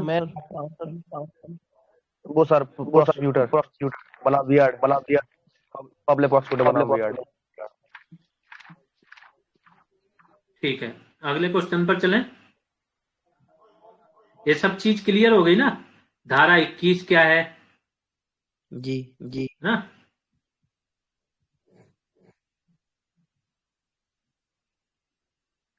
चौथे नंबर का क्वेश्चन बताओ क्या होगा।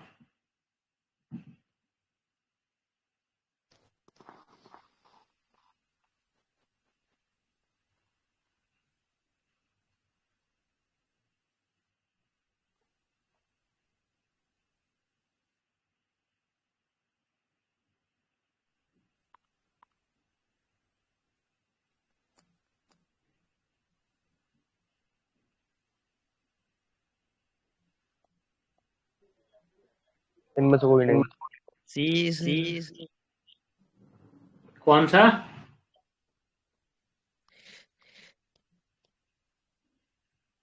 सर 29 में ये बताता है कि 25-26 के अपवाद को छोड़कर अगर कोई वैसा काम करता है तो उसमें बताया जाएगा, अपराध में आएगा। सभी सही है सर। इसमें सही से पढ़ो, है ना?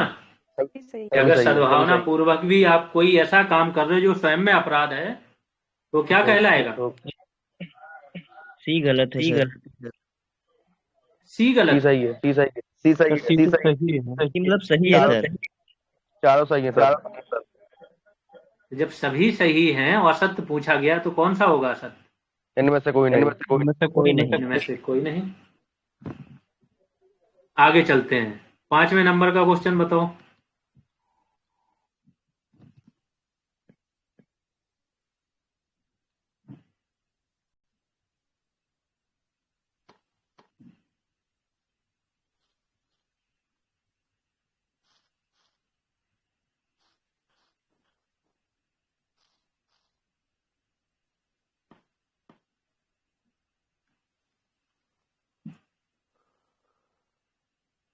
इनमें से कोई नहीं सर।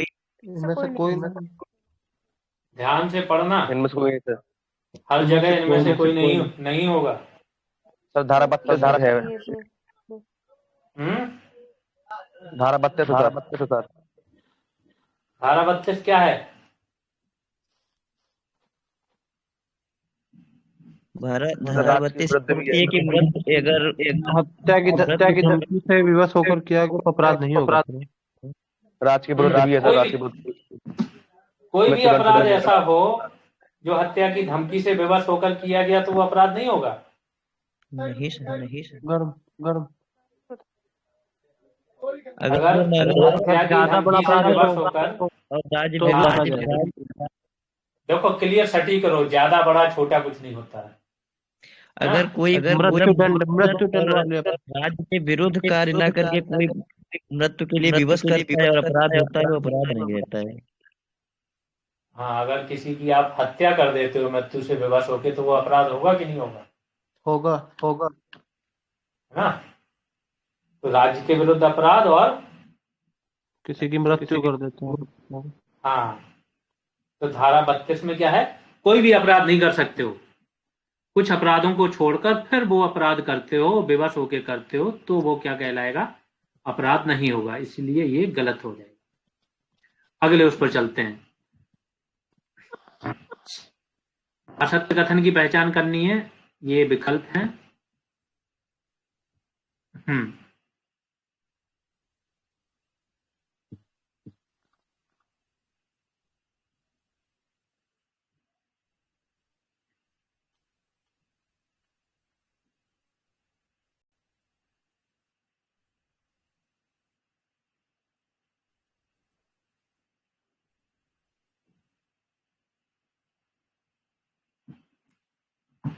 कौन सा होगा? डी डी होगा डी। जी। इनमें से कोई नहीं? सर सी वाला। सी वाले में सर इसका मतलब ये हुआ ना कि मतलब सर जितनी उतनी हानि करनी चाहिए जितनी उससे मतलब जी सर मतलब इसी जैसे कोई छोटा सा अपराध उसके लिए ज्यादा बड़ी वो हानि नहीं कर सकता है, अपहानि। कौन सा गलत है इसमें? सर सी वाला क्यों? सी वाले में क्या दिक्कत है? सर कोई गलत नहीं।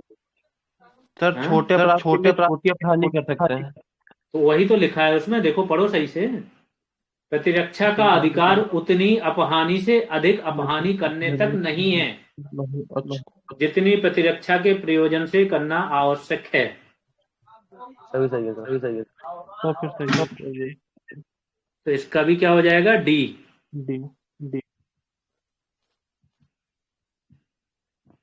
अगला बताओ।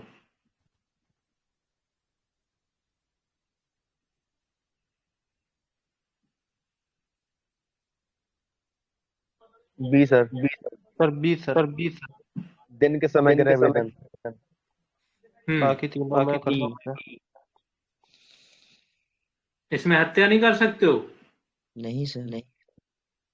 बाकी वो में कर सकते हो? सूर्योदय के पहले की बात होनी चाहिए। ठीक है। बाकी सब में क्या है कि जो प्राइवेट प्रतिरक्षा का अधिकार है वो हमलावर की मृत्यु या घोर अपहानि कारित करने तक है, इसको छोड़कर। 8वें नंबर के क्वेश्चन पर चलते हैं।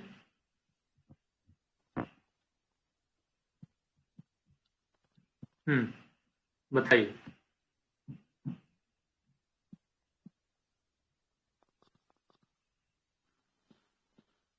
दोनों का दो सत्य हैं। सूर्योदय दोनों सत्य हैं? दोनों सत्य।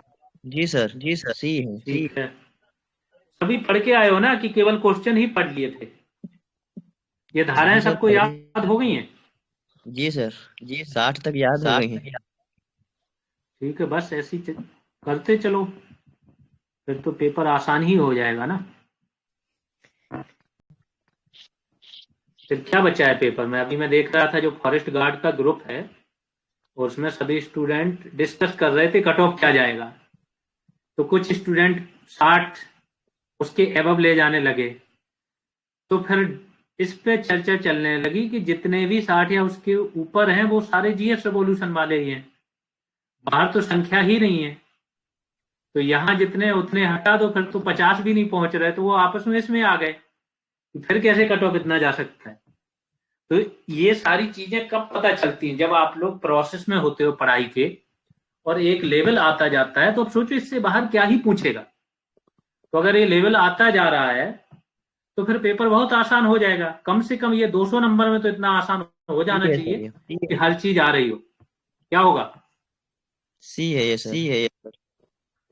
सी है। चलो इसको मैं थोड़ा देख लेता हूं। विधि के समादेशों के अनुरूप अपने वरिष्ठ अधिकारी के आदेश, यानी कि विधि के अनुरूप भी है और वरिष्ठ अधिकारी के आदेश पर सैनिक क्या करता है? भीड़ पर गोली चलाता है। तो वरिष्ठ अधिकारी ने आदेश भी दिया और आदेश भी विधि के अनुरूप था, तो फिर कोई अपराध कैसे हो सकता है? नहीं किया, सही बात है, सत्य कथन पूछा गया। दूसरा, न्यायालय है, अधिकारी का है जो मां को गिरफ्तार करने के लिए जाता है और ऐसा उसे न्यायालय ने आदेश दिया है। मां जाने पर सम्यक जांच करने के पश्चात, उसने जांच भी की और सम्यक की मतलब तरीके से की, यह विश्वास करता है कि या मतलब दूसरे व्यक्ति को मां समझ के वो पकड़ लाता है। पकड़ने गया था जैसे राहुल को, और पकड़ के ले आया रमेश को। और ऐसा वो क्यों? क्योंकि उसने समझा तथ्य कि की भूल राहुल नहीं ही है, क्या है, रमेश है। हाँ, तथ्य की भूल। तो भी उसने कोई अपराध नहीं किया है, ये भी संरक्षण मिला है। किस धारा के तहत ये संरक्षण मिला है?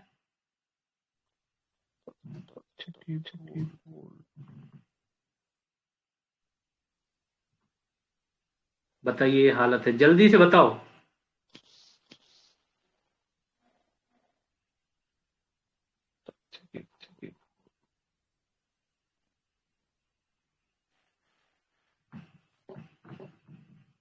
कौन सी धारा है? 17 धारा 14 क्या है? धारा 14 बताओ मुझे क्या है? सर यही तथ्य की भूल। तथ्य की भूल।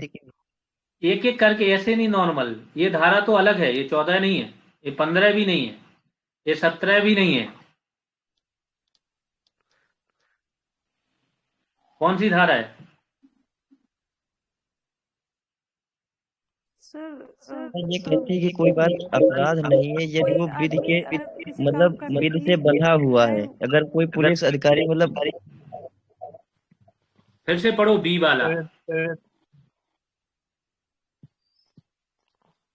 सर ये 14 में है धारा। 14 में है सर ये। क्या? 16 है सर। ये बता रहे। क्या पढ़ाई कर रहे हो ये बताओ? टेस्ट भी हो चुके हैं, जहां पर थोड़ा सा चीजें वो होती हैं, जबकि ये पार्ट है पढ़ाया तो सब कुछ गया। के अंतर्गत आएगा ना सर? सर जो इसका जो ए वाला पार्ट है वो 14 के अंतर्गत आएगा ना सर? न्यायालय के आदेश के क्या कोई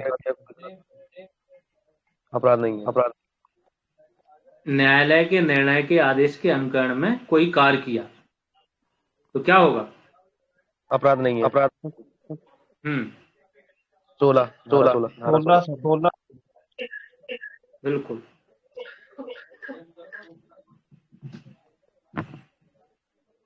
आगे चलते हैं, इसका क्या होगा?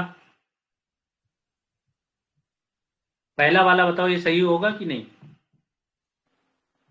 का या को ऐसा कार्य करते हुए देखता है, ठीक है, मतलब ए देखता है बी को ऐसा कार्य करते हुए, जो ए को लगता है कि ये क्या है, हत्या है।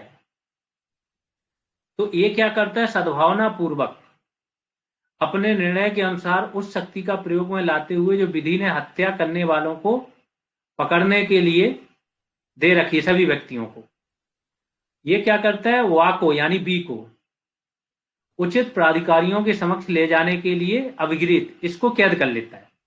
ये व्यक्ति को हत्या करते हुए देखता है, इसे लगता है ऐसा कार्य कर रहा है जो हत्या कर देगा, तो इसे क्या है? कैद कर लेता है। तो का ने कोई अपराध नहीं किया, ठीक। ये बोल रहा है कि ऐसा अगर इसने इसको कैद कर लिया तो इसने कोई अपराध नहीं किया ये ने, चाहे बी ये जो हत्या का प्रयास कर रहा था ना, ये आत्मरक्षा में क्यों ही ना कर रहा हो। चलो मैं फिर से एक्सप्लेन कर देता हूं।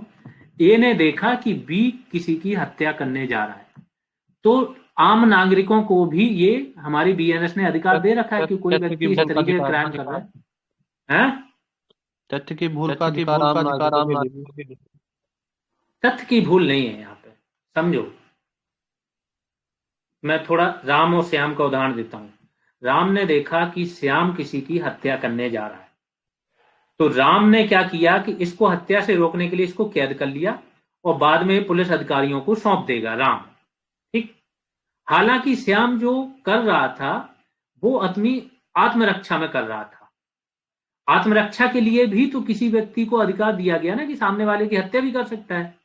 तो श्याम जो काम कर रहा था वो आत्मरक्षा के लिए कर रहा था, किसी पर हमला कर रहा होगा, लेकिन राम को ऐसा लगा कि श्याम किसी की हमला करके हत्या कर देगा, तो ये श्याम को ही पकड़ के कैद कर लेता है, पुलिस अधिकारियों को सौंप देता है। तो क्या इसने कोई जुर्म किया है?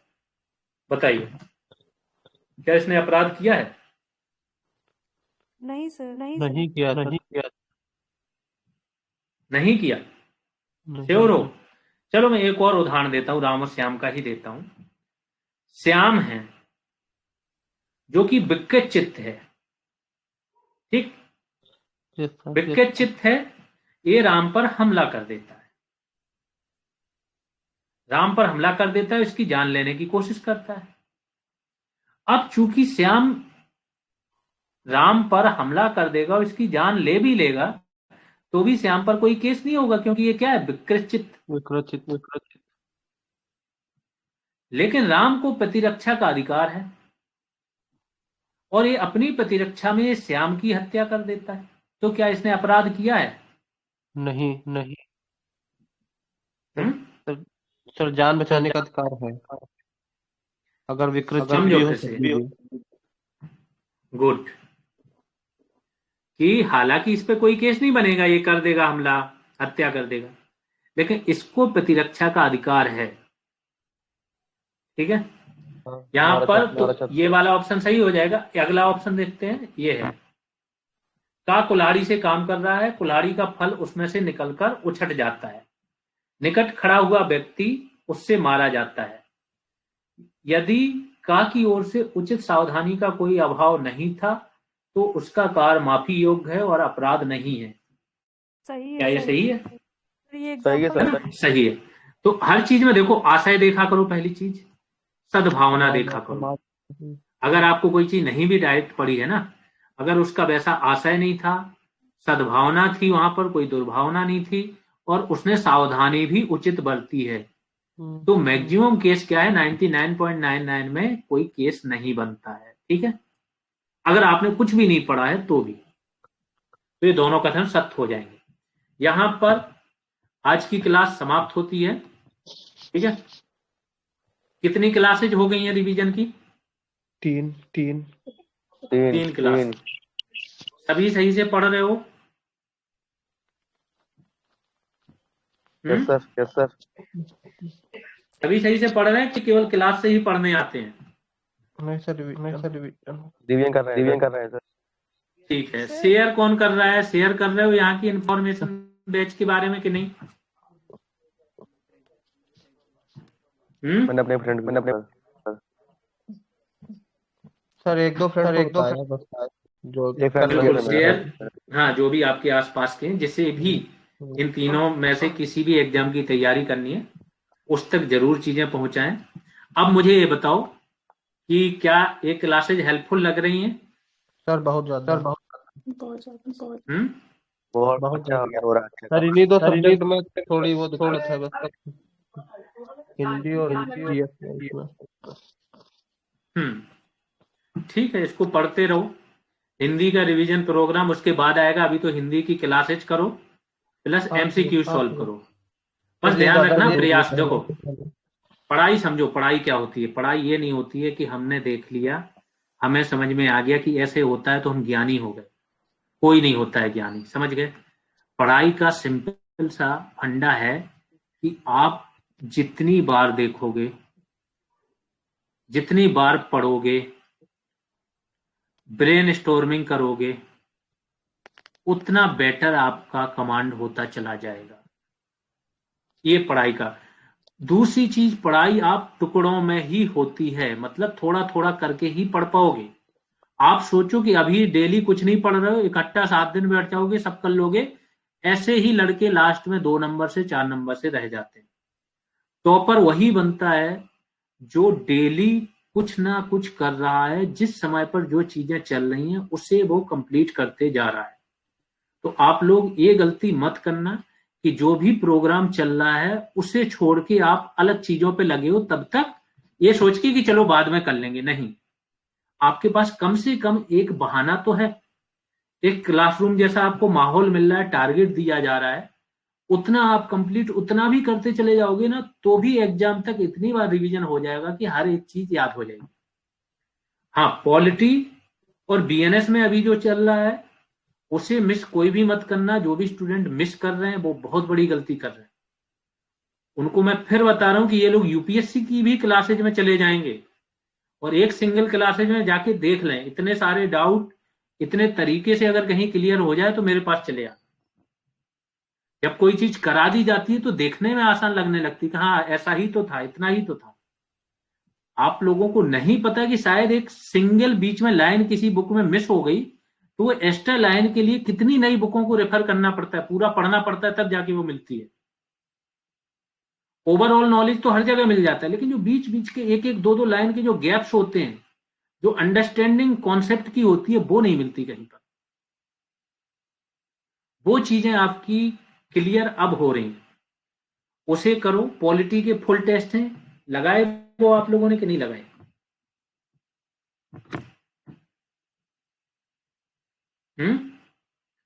पॉलिटी के जो फुल टेस्ट दिए थे वो किसने लगा लिए पूरे?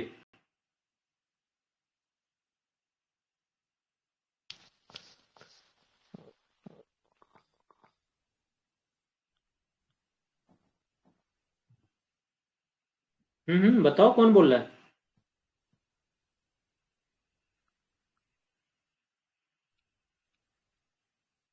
क्या पॉलिटी के फुल टेस्ट नहीं लगाए आप लोगों ने?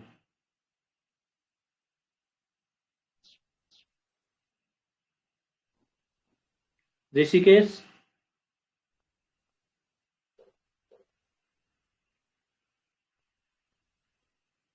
जी सर, जी सर। पॉलिटी के जो टेस्ट दिए थे वो सारे क्यों नहीं लगाए? सारे सर नहीं लगा पाए हैं, एग्जाम लगा हुआ था इसी वजह से सर। अच्छा, अभी अभी एग्जाम सभी के हो गए कि अभी भी कुछ लगा हुआ चल रहा है? तो मेरा तो सर 18 को है, बाकी उसके बाद फ्री हो जाएंगे। क्या है 18 को? कौन सा? दिल्ली पुलिस। अच्छा, हाँ, कुछ लोग टाइपिंग में भी बिजी हैं, राइट? जूनियर असिस्टेंट की टाइपिंग हो गई कि अभी चल रही है? अभी सर 18 चल रही। कब तक है? 18 दिसंबर तक। 18 तक। और मैक्सिमम लोग आप सभी में से कर रहे होंगे टाइपिंग? सर हो गई।